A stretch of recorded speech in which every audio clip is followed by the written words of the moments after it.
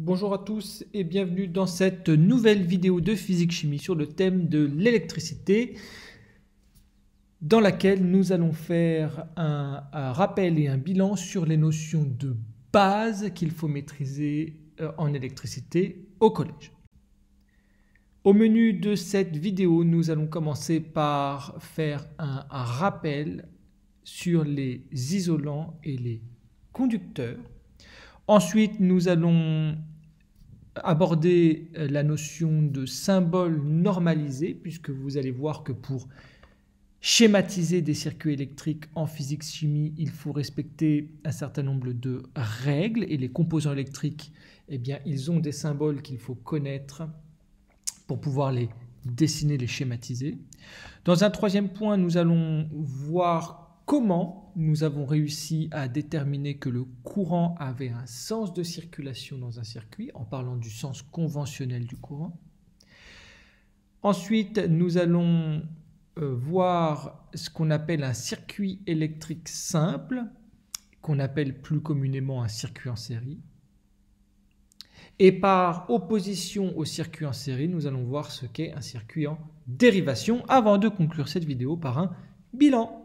Si vous regardez à gauche de la vidéo, vous avez un bandeau qui s'appelle « Où en sommes-nous ?», dans lequel à chaque fois, je rajouterai un petit surlignage pour savoir où on en est dans la vidéo, point par point. Comme ça, si vous avez besoin de revoir un point en particulier de la vidéo, vous pouvez vous repérer plus facilement. C'est parti, on y va. Dans un premier point, nous allons faire un rappel sur ce que sont les isolants et les conducteurs. On a vu que pour savoir si un matériau était conducteur ou isolant, il fallait le tester. Pour le tester, on va le brancher ici à mes deux pinces crocodiles. Et qu'est-ce qui va se passer? Il y aura deux cas de figure. Soit le matériau va laisser passer le courant et la lampe va s'allumer. Soit le matériau ne laissera pas passer le courant et donc forcément la lampe ne s'allumera pas. Alors si la lampe elle s'allume, c'est ce qu'on vient de dire, c'est que forcément le courant électrique circule, et donc si le courant électrique circule, on dit que le matériau il est conducteur, il permet de conduire l'électricité. A l'inverse, si la lampe ne s'allume pas, ne brille pas, forcément ça veut dire que le matériau ne laisse pas passer l'électricité, c'est-à-dire qu'il est isolant.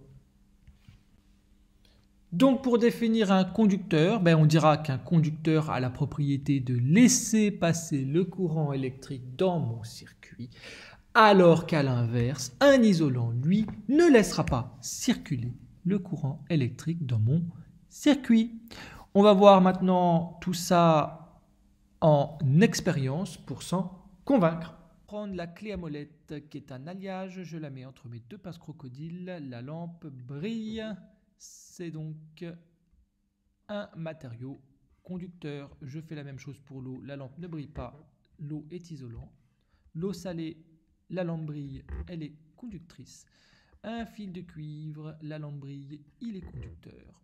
Du verre, ça, la lampe ne brille pas, il est isolant. Un crayon de papier en bois, la lampe ne brille pas, il est isolant. La mine d'un critérium ou la mine d'un crayon de papier, hop, la lampe brille, c'est conducteur. Une règle en aluminium, la lampe brille, c'est conducteur et conductrice. Et une règle en plastique, le plastique, la lampe ne brille pas, le plastique est isolant.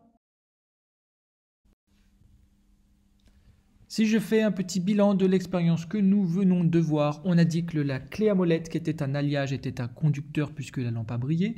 L'eau est isolante puisque la lampe n'a pas brillé. L'eau salée est conductrice puisque la lampe a brillé. Le cuivre est conducteur puisque la lampe a brillé. Le verre est isolant puisque la lampe n'a pas brillé. Le bois est isolant car la lampe n'a pas brillé. Le graphite est conducteur car la lampe a brillé. L'aluminium est conducteur car la lampe a brillé. Le plastique est isolant car la lampe n'a pas brillé. J'ai bien démontré que certains matériaux avaient la propriété de laisser circuler le courant électrique, le cas où la lampe brille, c'est-à-dire qu'ils sont conducteurs d'électricité, et certains matériaux à l'inverse ne laissent pas passer le courant électrique, c'était le cas où la lampe ne brillait pas, ce sont des isolants. On va maintenant aborder un point important, peut-être le point le plus important lorsqu'on commence à faire de l'électricité au collège, c'est les symboles normalisés. Déjà quelque chose d'important sur les symboles normalisés. Pourquoi est-ce qu'il faut les maîtriser? C'est que partout dans le monde, ils sont utilisés. Ça veut dire que quel que soit le pays dans lequel je vais aller, si je suis amené à devoir schématiser un circuit électrique, je vais le faire tout le temps de la même façon. Et on va voir comment. Donc, on va regarder un circuit. D'accord? Ça, c'est un circuit qu'on pourrait faire en séance d'expérience. On ne va pas s'amuser à dessiner ce circuit-là sur notre feuille. Ça serait beaucoup trop compliqué. C'est hors de question. Donc, il va falloir qu'on trouve une astuce pour pouvoir simplifier tout ça. Cette astuce, c'est les fameux symboles normalisés. Et bien, plutôt que dessiner ce circuit-là, on va utiliser les symboles normalisés de chacun des dipôles. D'accord? Ici, qu'est-ce que j'ai fait? J'ai remplacé la pile par le symbole qui clignote. J'ai remplacé l'interrupteur par le symbole qui clignote. J'ai remplacé le moteur par le symbole qui clignote. Et j'ai remplacé la lampe par le symbole qui clignote. Autrement dit, la pile, son symbole, c'est un petit trait et un grand trait. Pour savoir lequel des deux traits est le plus et lequel des deux traits est le moins, il y a une petite astuce. Le plus grand trait, c'est le côté plus. Ensuite, la lampe, ça sera un rond avec une croix. C'est comme ça que je vais la dessiner dans le circuit. Ce qu'on appelle une DEL, c'est une diode électroluminescente. Et une diode, ça va symboliser à peu près de la même façon. D'accord? C'est un espèce de triangle avec une barre verticale. La différence entre une diode et une DEL, c'est que la DEL, c'est une diode, mais qui fait de la lumière, alors qu'une diode ne fait pas de lumière. Ensuite, on a l'interrupteur. Lorsqu'il est ouvert, j'ai un espace vide, ça veut dire que le courant ne peut pas circuler. Lorsqu'il est fermé, cet espace vide, il n'est plus là, d'accord? Ça veut dire que le courant peut circuler. Ensuite, j'ai le moteur, ça va être un rond avec un M, c'est son symbole normalisé. C'est comme ça qu'on va dessiner ces dipôles lorsque je schématiserai des circuits.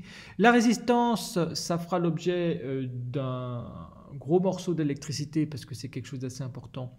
Ça sera un rectangle. Et je peux tout de suite vous dire un peu pourquoi c'est important. Ça a la propriété de chauffer lorsqu'elle est traversée par un courant électrique. D'accord? Donc par exemple, le grille-pain, le fil rouge que vous avez dans votre grille-pain, c'est une résistance. Puisque lorsque vous branchez votre grille-pain, elle devient rouge, elle produit de la chaleur. C'est une résistance.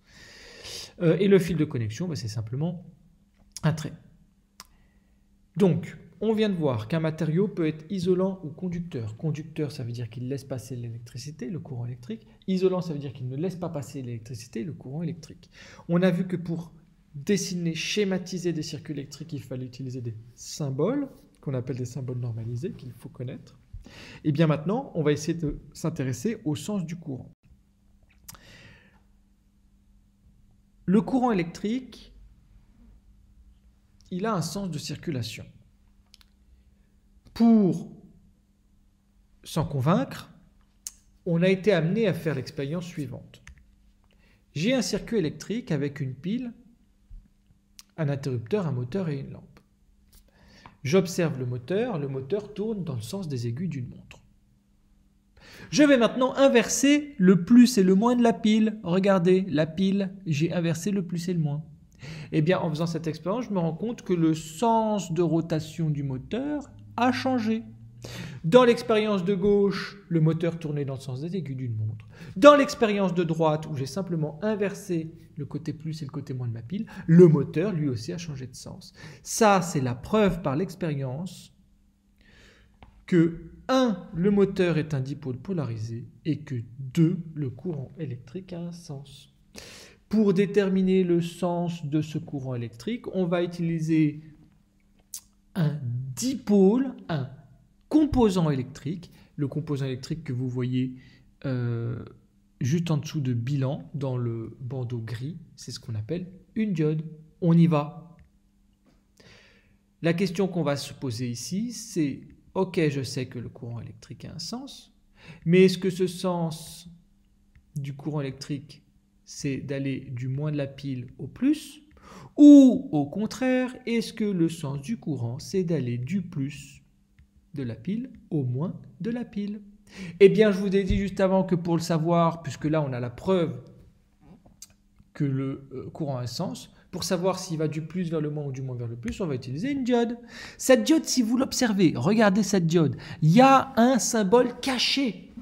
dans la diode. Regardez, il y a une flèche. Je la fais clignoter. Ça veut dire quoi? Ça veut dire que si le courant électrique il arrive dans le même sens que cette flèche cachée, on va dire que la diode elle est passante. Ça veut dire que la diode va laisser passer le courant électrique. À l'inverse, si la flèche arrive dans l'autre sens, on dit qu'elle est bloquante. Ça veut dire qu'elle bloque quoi? Le courant. Le courant électrique ne peut pas circuler. En fait, une diode, c'est l'équivalent dans le code de la route d'un sens unique. D'un côté, le courant électrique peut passer, les voitures peuvent aller dans un sens, mais pas dans l'autre. Le courant électrique ne peut pas aller dans l'autre. Si je regarde le côté bloquant, le courant électrique, il arrive face à un mur. C'est comme si vous lanciez une balle de tennis à un mur. La balle de tennis, forcément, elle va rebondir. Elle ne va pas passer de l'autre côté du mur. Et bien là, le courant électrique, il ne va pas franchir le mur. C'est pour ça qu'on dit qu'elle est bloquante. Donc, on va utiliser la propriété de la diode pour savoir dans quel sens circule le courant électrique dans le circuit. Eh bien, on y va. On prend un circuit électrique et là, on va faire une hypothèse. Et cette hypothèse, on va devoir la vérifier par l'expérience. L'hypothèse qu'on va faire, déjà, 1, je mets ma diode, et 2, on va faire l'hypothèse que le courant, il va du plus vers le moins. Donc, je dessine le courant électrique qui part du plus. Le courant électrique vient de traverser la lampe. Le courant électrique vient de traverser le moteur. Et là, le courant électrique arrive sur la diode. Bingo! Je suis dans la configuration où on a dit que la diode était passante, puisque regardez, j'arrive dans le même sens que la flèche. Le courant revient jusqu'à la pile. Puisque le courant a réussi à faire un tour complet, c'est-à-dire qu'il est parti du plus de la pile et qu'il est revenu à la pile par le côté moins, ça veut dire que le courant circule dans le circuit électrique, autrement dit que la lampe brille, que le moteur tourne. C'est la preuve que le courant, non seulement il a un sens de circulation, mais que son sens de circulation, c'est d'aller du côté plus de la pile au côté moins. En effet, si j'inverse la diode, si je la mets dans l'autre sens, et que je fais la même hypothèse, cette hypothèse ne sera plus vraie. D'accord? Donc, on vient de voir que certains matériaux sont isolants, ils ne laissent pas passer l'électricité. D'autres sont conducteurs, ils laissent passer l'électricité. On vient de voir que les circuits électriques se schématisent de la façon suivante, c'est-à-dire qu'on utilise des symboles normalisés pour dessiner les dipôles, comme la pile, la lampe, le moteur, etc., etc. On vient de voir que le sens du courant, c'était d'aller du plus vers le moins. On va maintenant voir, puisqu'on a tout ça en main, ce que c'est qu'un circuit électrique dit en série. Déjà, on va faire un bilan de ce qu'on sait. Le circuit électrique qui vient de s'afficher là, il est composé de quoi? Il est composé d'une pile, il est composé d'un interrupteur. Ici, l'interrupteur est fermé, donc le courant peut circuler. Il est composé d'un moteur et il est composé d'une lampe. On a vu aussi que le courant électrique, il avait un sens. Je vais faire apparaître ici le sens du courant. Il va du plus vers le moins. D'accord? Ce qui est en rouge, le grand rectangle dans lequel j'ai inséré la pile, le moteur, la lampe et l'interrupteur. D'accord? Ça ressemble à une boucle. Une boucle qui permet au courant d'aller du plus vers le moins de la pile. Donc comment est-ce qu'on peut définir un circuit en série, puisque là j'ai un circuit en série?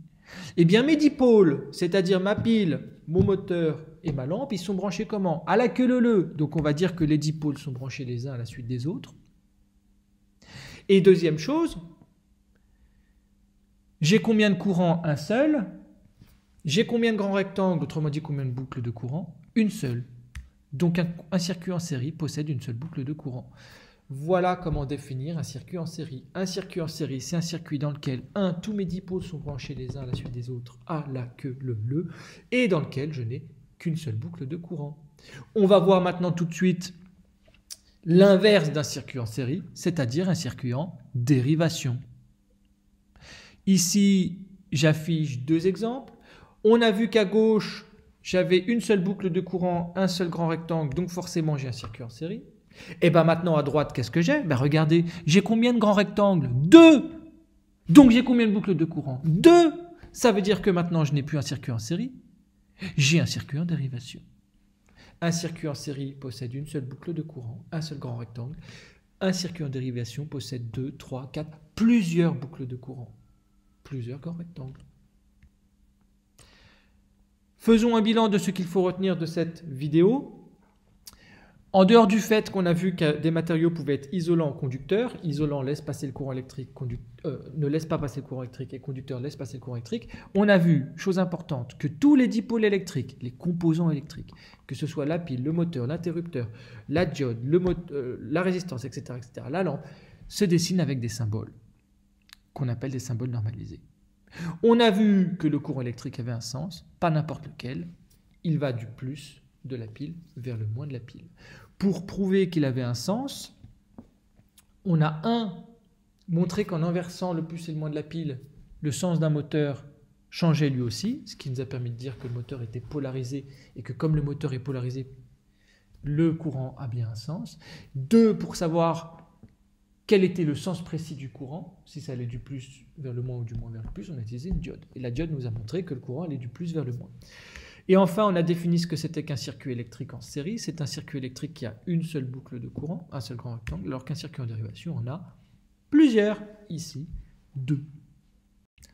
J'espère que cette vidéo a permis de fixer un certain nombre de notions que nous avons déjà vues dans vos esprits. N'hésitez pas à la revoir en cas de problème ou si certaines notions ont été abordées trop vite. Je vous dis à bientôt dans une prochaine vidéo. Prendre la clé à molette qui est un alliage, je la mets entre mes 2 pinces crocodiles, la lampe brille, c'est donc un matériau conducteur. Je fais la même chose pour l'eau, la lampe ne brille pas, l'eau est isolante. L'eau salée, la lampe brille, elle est conductrice. Un fil de cuivre, la lampe brille, il est conducteur. Du verre, ça, la lampe ne brille pas, il est isolant. Un crayon de papier en bois, la lampe ne brille pas, il est isolant. La mine d'un critérium ou la mine d'un crayon de papier, hop, la lampe brille, c'est conducteur. Une règle en aluminium, la lampe brille, c'est conducteur et conductrice. Et une règle en plastique, le plastique, la lampe ne brille pas, le plastique est isolant.